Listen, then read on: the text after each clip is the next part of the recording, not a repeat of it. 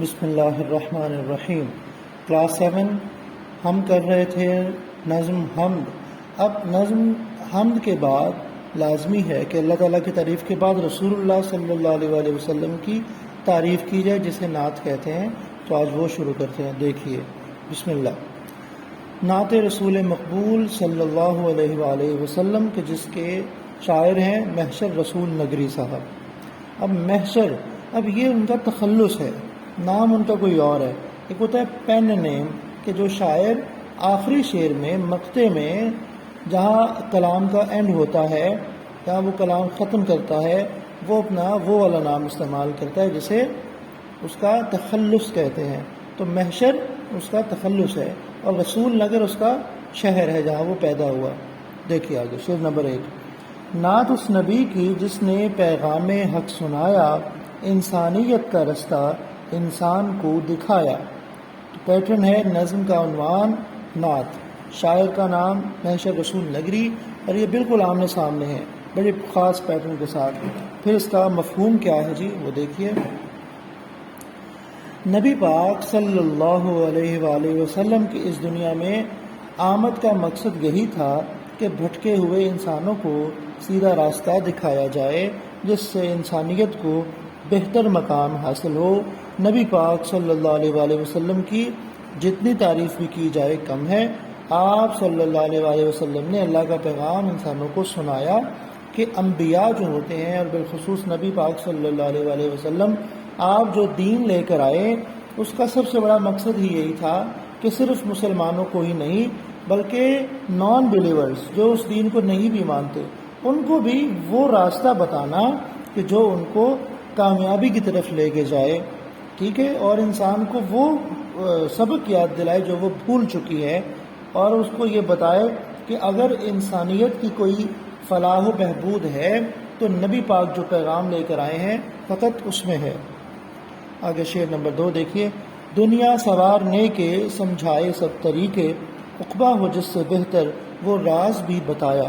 اب لفظ ہے دنیا سنوارنے کے، یہاں نون سائلنٹ ہوگا، مخفف ہوگا، دنیا سوارنے کے، کہ نبی پاک نے دنیا کس انداز سے بہتر ہو سکتی ہے کہ ہمارا دین صرف یہ نہیں کہتا کہ جناب آپ نے صرف اور صرف نمازیں پڑھنی ہیں، مسجد میں بیٹھ کے عبادت کرنی ہے، اور دنیا کے جو کام ہے وہ ویسے اللہ پہ چھوڑ دینے، نہیں، دنیا بہتر بنانے کے لیے بھی آپ نے ہی کوشش کرنی ہے، اور آخرت بہتر بنانے کے لیے بھی انسان نے ہی کوشش کرنی ہے۔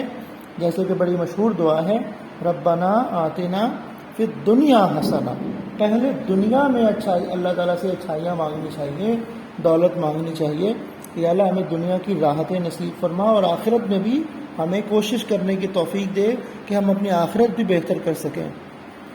تو کہتا ہے کہ دنیا سوارنے کے سمجھائے سب طریقے، عقبہ ہو جس سے بہتر وہ راز بھی بتایا، کہ دنیا سوارنے کے ہمیں طریقے بھی بتا دیے، اور عقبہ مطلب آخرت جس سے بہتر ہو سکتی ہے ہمیں نبی پاک نے وہ راز بھی بتا دیا۔ وہ راز کیا ہے کہ نبی پاک صلی اللہ علیہ وسلم کی سیرت پر عمل کرنا۔ دیکھیے، نظم کا عنوان نعت، شاعر کا نام محشر رسول نگری۔ مفہوم ہے یہ دنیا آخرت کی کھیتی ہے، کہ یہ دنیا وہ کھیت ہے کہ جس کا پھل آپ کو آخرت میں نصیب ہوگا، جو دنیا میں آپ کریں گے بالکل وہی آپ کو آخرت میں مل جائے گا۔ نبی پاک نے اس دنیا میں آ کر دنیا اور آخرت دونوں کو سنوارنے کے طریقے بتائے، اور انسانوں کو ایسے راز بتائے جس سے وہ اپنی عاقبت کا مطلب ہی ہوتا ہے آخرت بہتر بنا سکتے ہیں۔ شعر نمبر 3۔ نور اس کا سب سے پہلے پیدا کیا خدا نے، بزم جہاں میں لیکن آخر میں سب سے آیا۔ اب نبی پاک کی آمد کا ذکر ہو رہا ہے کہ نبی پاک صلی اللہ علیہ وسلم کو وہ ایک حدیث شریف یاد آئی کہ نبی پاک صلی اللہ علیہ وسلم سے حضرت جابر ابن عبداللہ نے پوچھا کہ یا رسول اللہ فرمائیے کہ اللہ تعالیٰ نے سب سے پہلے کس چیز کو پیدا فرمایا؟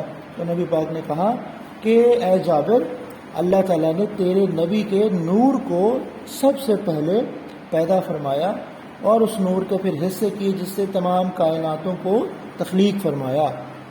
تو ایک اور حدیث ہے کہ جسے نبی پاک فرماتے ہیں کہ میں اس وقت بھی نبی تھا جب آدم مٹی اور گارے کے درمیانی مراحل میں تھے، کہ آدم ابھی بنے ہی نہیں تھے، میں اس وقت بن بھی چکا تھا اور مجھے نبوت بھی مل چکی تھی۔